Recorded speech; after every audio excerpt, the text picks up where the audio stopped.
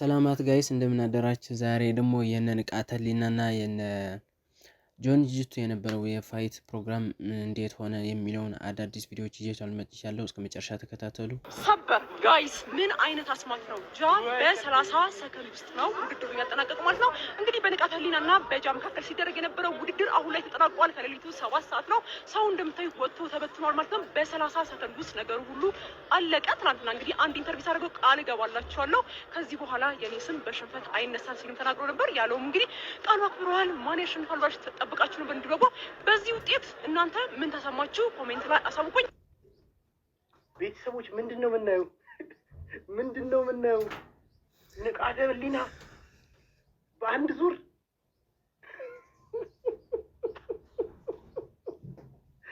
ወይ እንቅልፌን አጥቼ ንቃተ ህሊና ደግፌ ወይኔ ንቃተ ህሊና ወይኔ እውነት ሳትነቃ ነው የተደበደብከው።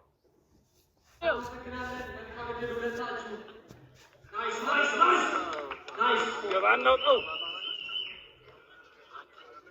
ንቃተ ህሊና ተናዷል። ንቃተ አንግሪ በርድ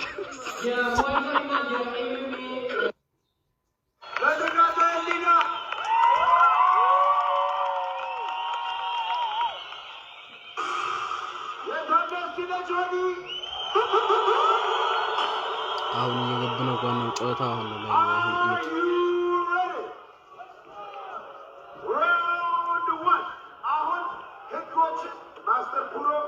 ህጎችን ትንሽ ይነግረናል። የኤምኤምኤ ህጎችን አብሮ እነሱ ፊት ይነግረናል። ከዛ በኋላ ቀጥታ ወደ ፊልም እንገባለን። ጆኒ ንቃተ ህሊና ሌትስ ጎ።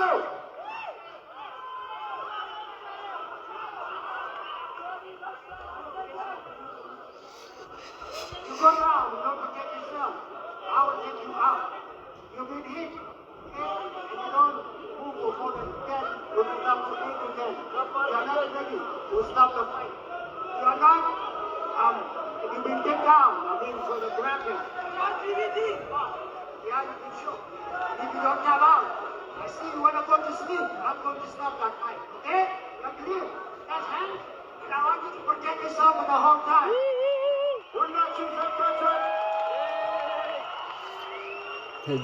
ተጀምረዋል። እስኪ እዩት በደንብ። ደግሞ ማን እየገመታችሁ ነበር እንደሆነ ኮሜንት ላይ አስቀምጡልኝ እስኪ። አለን ንቃተ ህሊና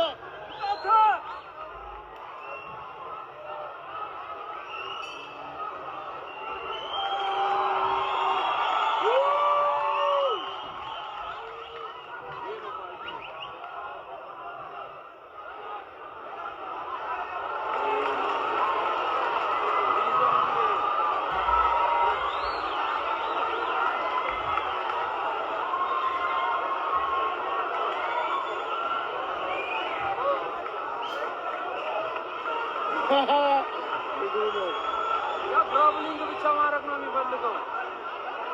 ፋይት አይፋየትም እንዴ?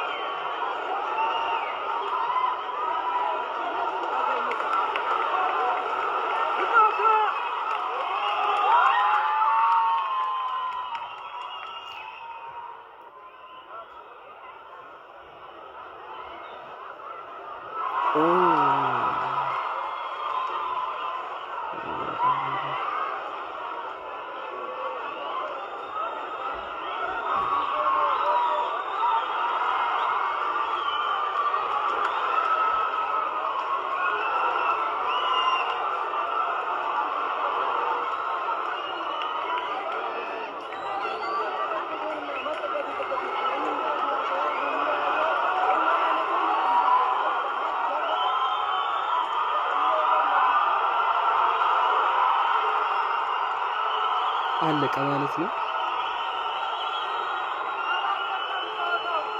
በአንድ ዙር።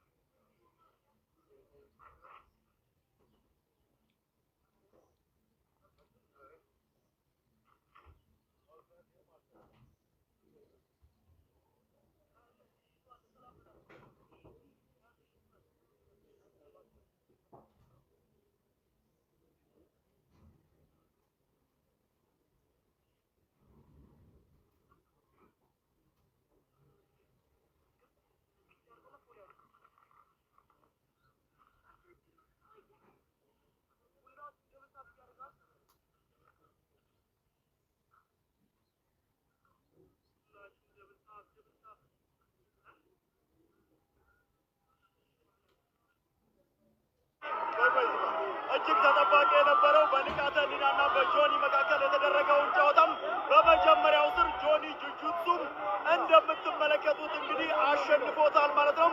እጅግ በጣም ውጥረት የሞላበት ጨዋታ ነበረ። ታዲያ በመጀመሪያው ዙር ንቃተ ህሊና ተሸንፏል።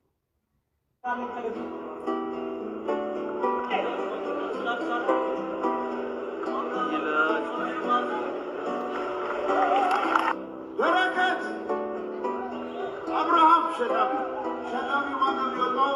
ዳኛዎች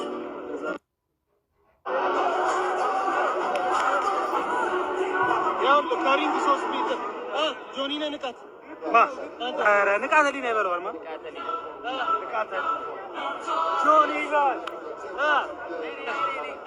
ጆኒ ይመቸኛል። ንቃተ ህሊና ሳክሳ ኖቶ የሲላል ቪቪአይ በቃ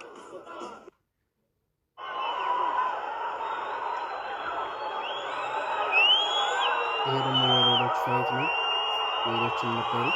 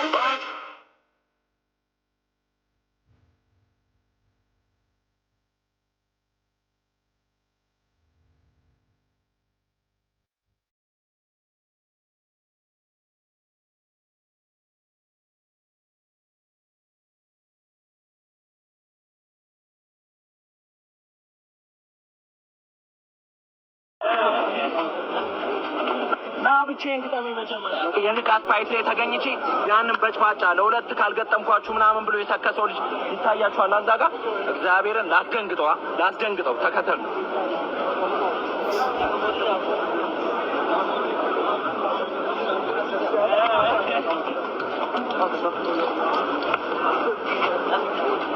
ለሁለት ምናምን ብሎ ተከሳታ